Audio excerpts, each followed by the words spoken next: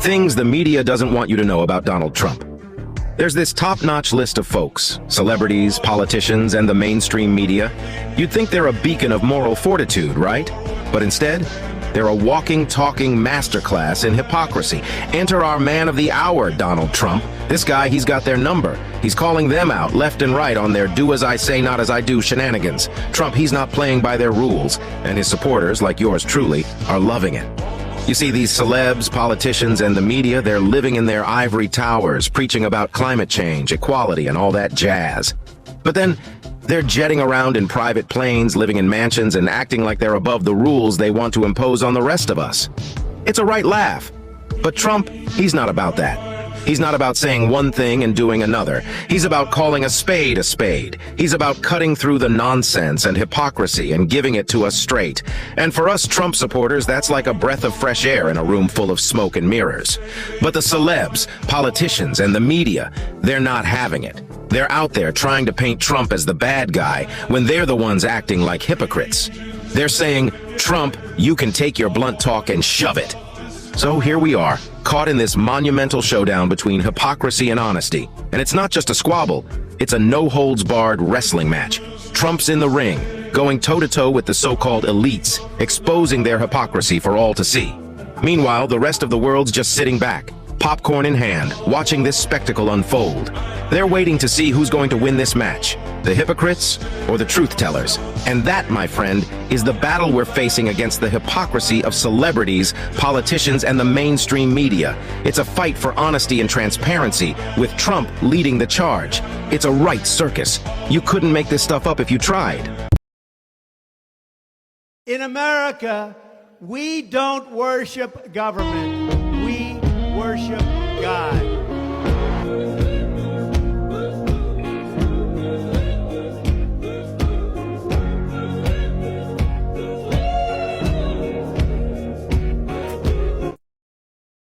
But I said to Mexico, you have to give us 28,000 soldiers on the border because you're letting a lot of people in. They looked at me like, is this guy crazy? They said, no, we won't do that. One of their representatives, top person, good man.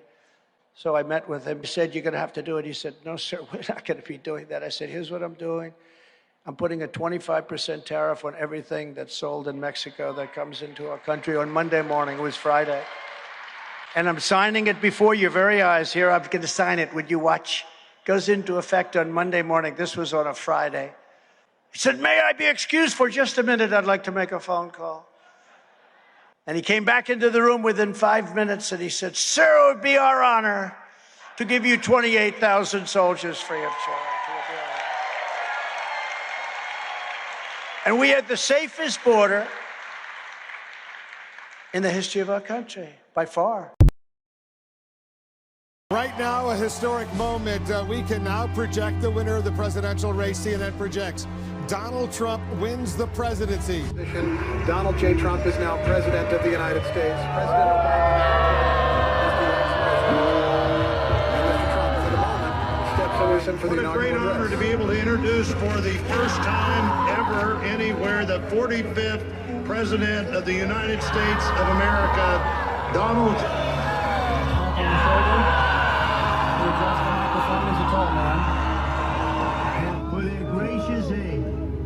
I am so sorry to my world. I am so sorry to my world. This is not what we want. We will face There's so much potential we will get the job done. for beauty and for devastation. In this one moment, it's just almost incomprehensible that they can exist right now. So, And we are grateful. so close. The only industry that's in love with that all-electric cars, you know what it is? The tow truck industry. Because after driving for 49 minutes and your car is stopped in the middle of nowhere, who do you call? Could you get me a tow truck? Where the hell do I get this car recharged? No, if you want electric, that's great. And if you want gasoline, that's great. Combustion. But it's so crazy what they're doing to our country. That's the least of it. With the insane Green New Deal, Joe Biden is trying to totally kill Iowa ethanol and replace it with expensive electric cars. This is what the people want, electric cars. Everybody wants to drive for an hour and then run out of energy.